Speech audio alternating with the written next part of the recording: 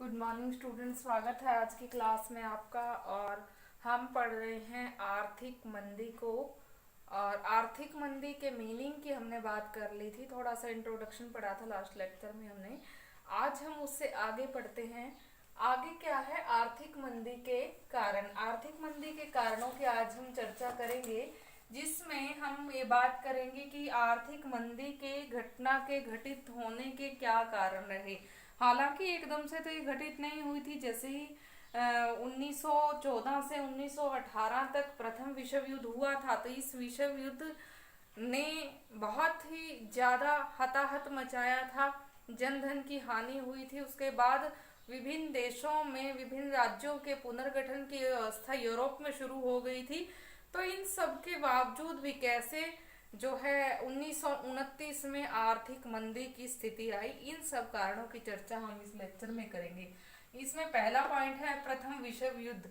प्रथम विश्व युद्ध 1914 से 1918 में घटित होने वाली विश्व की एक महान घटना मानी जाती है, जिसमें 1918 में विश्व युद्ध तो खत्म हो गया, लेकिन विश्व युद्ध के खत्म होने के बाद जो व्यवस्था यूरोपीय समाज में या विश्व में पैदा हुई, उसने आर्थिक मंदी की और विश्व को अग्रसर कर दिया। क्यों हुआ ये कि जब विश्व युद्ध हो रहा था, बहुत ज्यादा सैनिकों की भर्ती की गई और युद्ध सामग्री का उत्पादन किया गया। बहुत बड़े बड़े कारखानों में भारी मात्रा में अस्त्र शस्त्रों को बनाया गया, उत्पादन सामग्री के भंडार बनाए गए। जब युद्ध चल रहा था तो उस समय पे उन चीजों की बड़ी मांग थी और ऊंचे दाम देकर भी वो विभिन्न देश खरीद रहे थे अपने ही कारखानों से।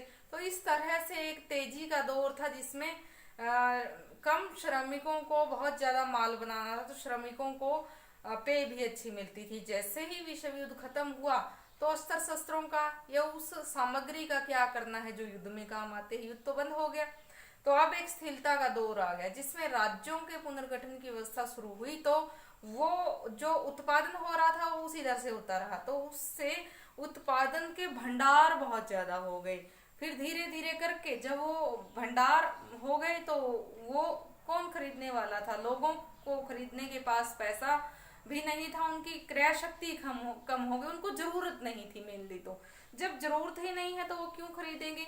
वो जो माल बनाया गया था तो वो ऐसे ही सड़ने लगा, और इस तरह से क्रय शक्ति में कमी आई, मजदूरों की संख्या में कमी आई, बेरोजगारी में बढ़ोतरी हुई। धीरे धीरे करके प्रथम महायुद्ध की इस स्थिति ने आर्थिक मंदी की स्थिति को घटित होने में काफी महत्वपूर्ण भूमिका अदा की। अगला हम बात करते हैं व्यापार चक्र का प्रभाव।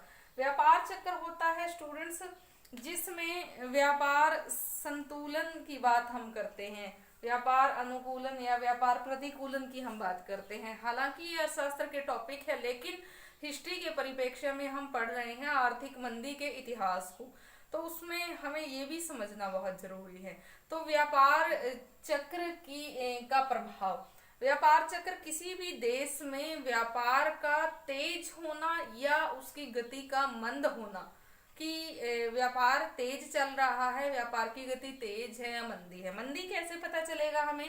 कि जब किसी भी देश के व्यापार संतुलन प्रतिकूल हो तो मंदी की स्थिति मानी जाती है, जब अनुकूल हो तो वो तेजी की स्थिति मानी जाती है। प्रतिकूल कैसे होगा? जिसमें हमारे जो आयात हैं, आयात हमारे बढ़ जाएंगे और निर्यात कम हो जाएंगे, तो वो होगी व्यापार संतुलन की प्रतिकूल व्यवस्था, जिसमें हमारे निर्यात तो ज्यादा है, यानी कि हम विभिन्न देशों से चीजें मंगवा ज्यादा रहे हैं और भेज कम रहे हैं। तो ये जो स्थिति है ये प्रतिकूल व्यापार संतुलन की है, मंदी की स्थिति है। और ऐसी स्थिति जिसमें हम अपने देश से चीजों का निर्यात ज्यादा कर रहे हैं, बाहर वस्तुएं ज्यादा भेज रहे हैं, बेच ज्यादा रहे हैं और खरीद कम रहे हैं, तो वो अनुकूल व्यापार संतुलन की स्थिति है। तो यहाँ पे एक मंदी या तेजी की स्थिति को उसी के साथ जोड़ करके हम पढ़ेंगे, क्योंकि किसी भी देश में आंतरिक व्यापार या बाह्य व्यापार होता है। बाह्य व्यापार को हम अंतर्राष्ट्रीय लेवल पे नापते हैं और आंतरिक व्यापार को किसी भी देश की राज्य की सीमाओं के अंदर के व्यापार के रूप में हम नापते हैं। तो यहाँ पे व्यापार चक्र का भी काफी प्रभाव रहा। पहले तेजी थी, पूंजीपति देशों में व्यापार संतुलन में तेजी की स्थिति थी, लेकिन धीरे धीरे करके वो मंदी की स्थिति में तब्दील हो गया। मंदी की स्थिति में तब्दील इसीलिए हुआ था क्योंकि उत्पादन बहुत ज्यादा हो गया था, क्रय शक्ति कम हो गई थी, बेरोजगारी उत्पन्न हो गई थी, श्रमिकों की आय कम हो गई थी, कृषकों की आय कम हो गई थी। तो इस सबसे एक मंदी का दौर शुरू हो गया था। तो इस प्रकार से व्यापार चक्र का भी प्रभाव रहा। आर्थिक राष्ट्रीयता की भावना, आर्थिक राष्ट्रीयता में संपूर्ण विश्व में 1929 से 1932 तक जो एक भावना पैदा हुई वो थी आर्थिक राष्ट्रीयता की भावना, एक संकुचित आर्थिक राष्ट्रीयता की भावना, जिसमें प्रत्येक देश ये सोच रहा था कि वो बाहरी किसी देश से कुछ भी चीजों का आयात न करे, केवल अपने ही देश की वस्तुओं से वो अपनी जरूरतों को पूरा करे, मीन्स बाहर से कोई भी चीजें वो ना मंगवाए। तो इस संकुचित राष्ट्रीयता की भावना का जब प्रसार हुआ तो ऐसे देश मार में आ गए जो देश दूसरे देशों में निर्यात करके ही अपने देश की इनकम को बढ़ाने के लिए प्रतिबद्ध थे। या सारी चीजों को ये नहीं था कि कोई भी देश, ये तो है नहीं कि हर वस्तु को अपने देश में अपनी जो है जरूरतों को पूरा कर ले, लेकिन फिर भी एक संकुचित आर्थिक राष्ट्रीयता की भावना उनके दिमाग में आ गई कि हम अब अपने ही देश से अपनी जरूरतों को पूरा करेंगे। तो इस तरह से उन देशों के साथ काफी बुरा हुआ, उन देशों का व्यापार की स्थिति में काफी गिरावट आई जो दूसरे देशों में निर्यात करके ही अपनी जरूरतों को पूरा कर सकते थे। तो इससे जो अंतरराष्ट्रीय व्यापार था उसको काफी धक्का लगा, उन देशों के व्यापार पे काफी प्रतिकूल प्रभाव पड़ा जो बहुत ही ज्यादा निर्यात करते थे। विश्व व्यापार एक तरह से ठप हो गया या मंद हो गया। अधिशेष उत्पादन, यहाँ पे अधिशेष मीन्स ज्यादा उत्पादन की स्थिति हो गई थी। प्रथम विश्व युद्ध के बाद हमने जैसे देखा कि विभिन्न कारखानों में माल उसी दर से बन रहा था जिस दर से महायुद्ध के समय पे बन रहा था। तो धीरे धीरे करके अधिक जरूरत से ज्यादा सामान का जो है उत्पादन हो गया। जो उत्पादन हो गया है तो वो पड़ा सड़ने लगा, क्रय शक्ति कम हो गई थी। क्रय शक्ति कम होने से अब धीरे धीरे जो पहले उत्पादन सड़ रहा है, तो क्यों कारखाने का मालिक, क्यों कोई भी अर्थव्यवस्था का कोई भी पूंजीपति, उसका जो मालिक है वो क्यों श्रमिकों को खामखा वेतन देगा और उत्पादन करेगा। तो वो उत्पादन वहां पे उसको बंद करना पड़ेगा या कम करना पड़ेगा। उन वस्तुओं के मूल्य कम हो गए, श्रमिकों की छटनी हो गई, कम श्रमिकों को काम पे रखा गया, उनको भी कम पे दी गई।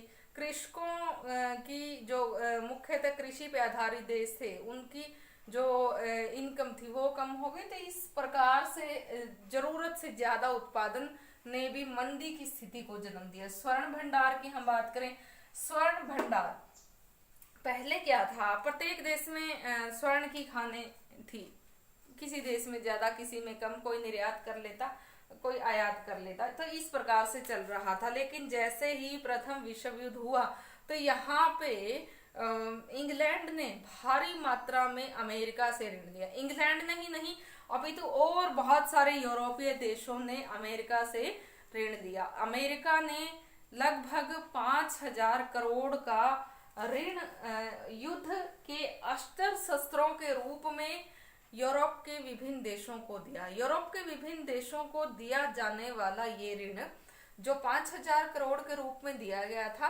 5,000 करोड़ के रूप में अब वो यूरोपीय देश कैसे चुकाएंगे, वो बात अब जो है वो स्थिति पैदा हो गई। तो अब उनके पास युद्ध खत्म होने के बाद देने के लिए था नहीं।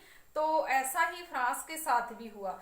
फ्रांस ने भी बहुत सारे देशों को ऋण दिया था प्रथम विश्व युद्ध के समय में। तो अमेरिका और फ्रांस दो ऐसे देश थे जिनके कर्जदार विश्व के अन्य देश हो गए। तो अब क्या हुआ कि उनके पास इतने ज्यादा उत्पादन के साधन नहीं थे कि उत्पादन के साधनों के थ्रू वो इतना ऋण वापस लौटा सके। तो उन्होंने अपनी सोने की खानों से, सोने के द्वारा अपने ऋण को, अपने आप को उस ऋण से मुक्त करने की सोची। तो उसमें उन देशों ने बहुत ही ज्यादा सोना दे करके अमेरिका से अपने आप को ऋण मुक्त करने की सोची। तो ऋण मुक्त करने की ये स्थिति ने सोने के जो भंडार थे जो विभिन्न देशों के पास थे वो अब कहाँ चले गए, कहाँ विस्थापित हो गए, अमेरिका के पास ज्यादा मात्रा में और कुछ हद तक फ्रांस के पास।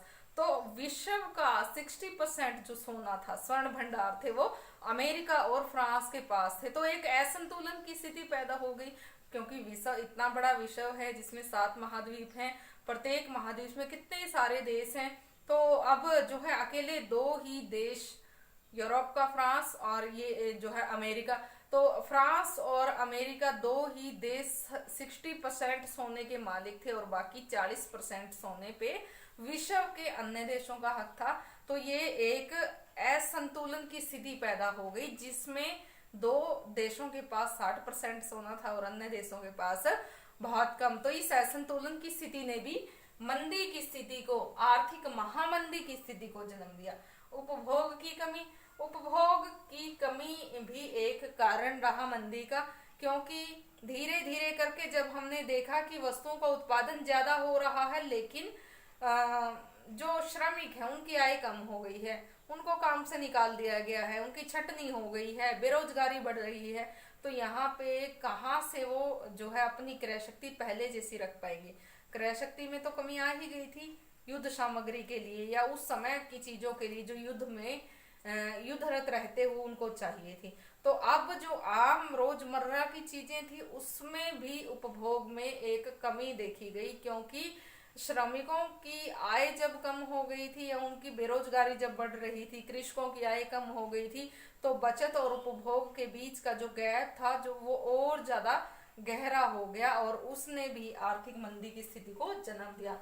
आर्थिक असमानता, यहाँ पे हम आर्थिक असमानता की स्थिति को देख सकते हैं, क्योंकि पहले जब युद्ध शुरू हुआ था तो उस समय पे यूरोप के विभिन्न कृषि प्रधान देशों में कृषकों की आय एकदम से बढ़ी थी, कारखानों में बहुत ज्यादा उत्पादन बहुत तेजी से हो रहा था, तो उनकी भी जो है काफी हद तक पेय बढ़ी थी, उनको भी लाभांश में काफी वृद्धि हुई थी। लेकिन यहाँ पे एक आर्थिक असमानता का दौर शुरू हो गया विभिन्न देश के विश्व के विभिन्न देशों के बीच में, जिसमें उपभोग में कमी आई, क्रय शक्ति में कमी आई, बेरोजगारी में वृद्धि हुई। तो इससे एक आर्थिक असमानता का दौर शुरू हो गया, क्योंकि जो अमेरिका जैसा देश जिसमें पूंजीवादी अर्थव्यवस्था थी, तो वो अपने देश में कम मजदूरी देकर मजदूरों को मजदूरी पे रखने लगा और बेरोजगारी बेशक बढ़ी, लेकिन उसने अपने संसाधनों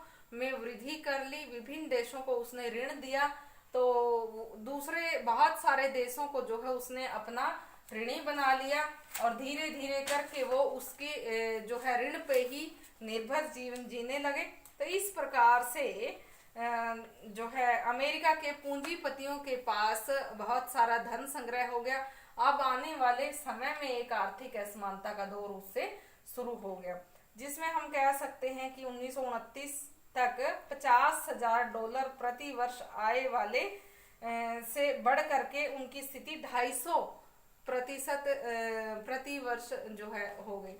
तो एक आर्थिक असमानता का दौर इससे शुरू हो गया। यंत्रों का अधिक प्रयोग, यंत्रीकरण की स्थिति औद्योगिकरण ने पैदा की थी, क्योंकि उद्योगों के कारण अधिक से अधिक यंत्रों को बनाया गया था और यंत्रीकरण ने उसको जन्म दिया था, तो उसका अधिक से अधिक प्रयोग हुआ था युद्ध के समय ही। लेकिन बाद में क्या हुआ, औद्योगिकरण के बाद मशीनों की संख्या तो वैसी ही रही, लेकिन मजदूरों की संख्या में उसने कमी कर दी, जिससे बेरोजगारी बढ़ी और आर्थिक मंदी की स्थिति पैदा हुई। यूरोपीय आर्थिक व्यवस्था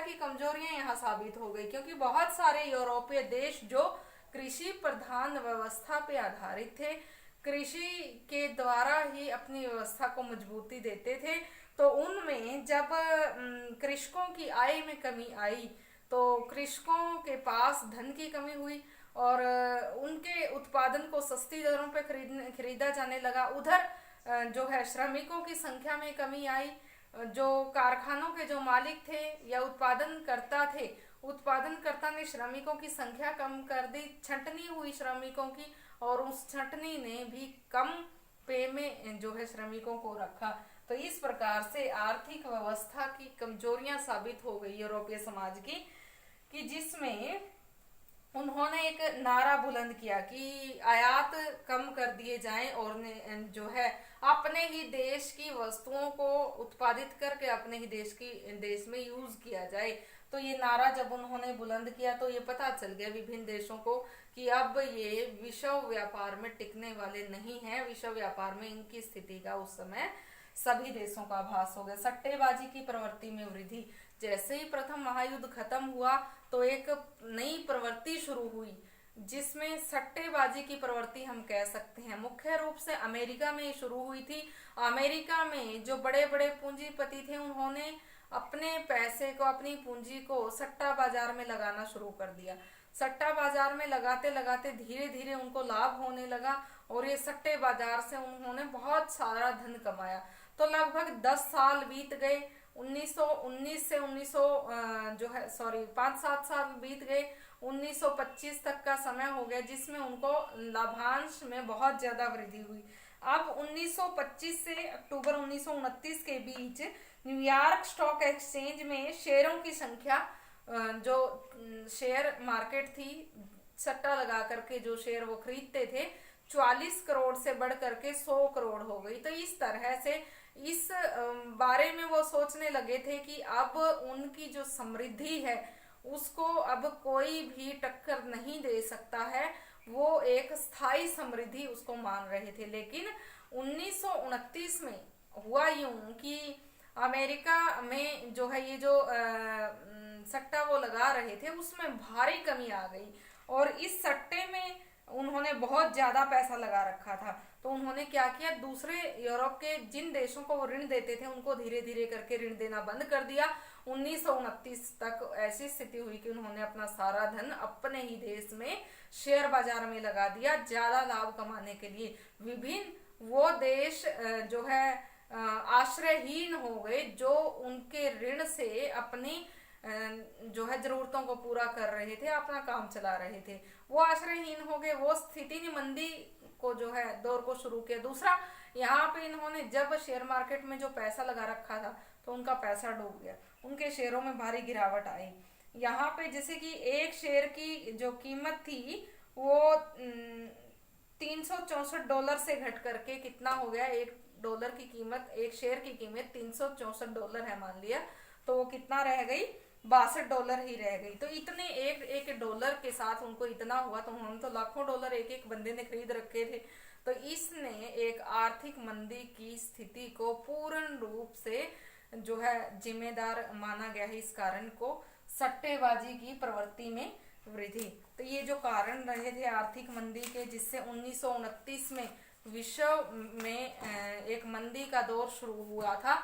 ये शुरू हुआ था प्रथम विश्व युद्ध के कारण से और बाद में सारे के सारे कारण उससे जुड़ते गए। चाहे हम व्यापार चक्र की बात करें, चाहे हम आर्थिक असमानता की बात करें, उपभोग में कमी की बात करें, या फिर यूरोपीय राष्ट्रों की कमजोरी की बात करें, आर्थिक असमानता की बात करें, फिर तो हम किसी भी कारण को जोड़ें और एट लीस्ट जो मुख्य कारण या फिर तात्कालिक कारण रहा था वो था सट्टेबाजी की प्रवृत्ति में अधिकाधिक वृद्धि, जिसने जो है एकदम से आर्थिक मंदी को ला दिया था। तो इस प्रकार से विश्व की आर्थिक मंदी के लिए जो है विभिन्न कारण जिम्मेदार थे, जिसमें प्रथम महायुद्ध से शुरू होकर के अमेरिका के सट्टेबाजों ने सट्टे बाजारी को न्योता दिया और सट्टेबाजी की उनकी प्रवृत्ति का बढ़ना ही मंदी का मुख्य कारण बना था। तो इसके बाद हम पढ़ेंगे कि विश्व के विभिन्न देशों के ऊपर आर्थिक मंदी ने क्या प्रभाव डाले। आज आप इसको पढ़ के देखेंगे। आज के लिए इतना काफी है। Thank you.